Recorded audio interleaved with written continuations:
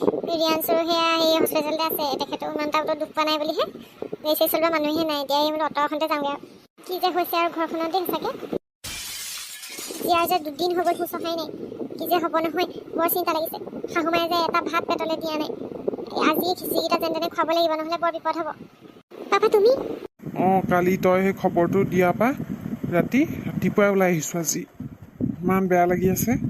ছোৱালীজনী এতিয়া কেনেকুৱা? হুঁচ অহাই নাই পাপা জীয়াৰ, কি যে হ'ব নহয়। ডক্টৰে সোনকালে হুঁচ আহিব বুলি কৈছে, কিন্তু এতিয়া পৰ্যন্ত হুঁচ অহা নাই। জোঁৱাই কেনেকুৱা পিছে? জোঁৱাই উঠাই লৈ গৈছিলে নহয় ভনীয়েকক। ৰিয়াঞ্চৰ ঠিকেই, অকণমান হাতত দুখ পাইছে, মাখি চালহে ছিগিছে, ইমান বেছি পোৱাই নাই দুখ। ভনীয়েক আকৌ পিছফালে আছিলে যে উফৰি পৰিলেগৈ, মানে তাইয়ে বেছি দুখ পাইছে। এতিয়া মানে অৱস্থাই নাই আৰু, হুঁচটো অহাই নাই। ডক্টৰে হুঁচ আহিব বুলি কৈছে বাৰু সোনকালে, কিন্তু শাহুমায়ে কান্দিয়ে আছে।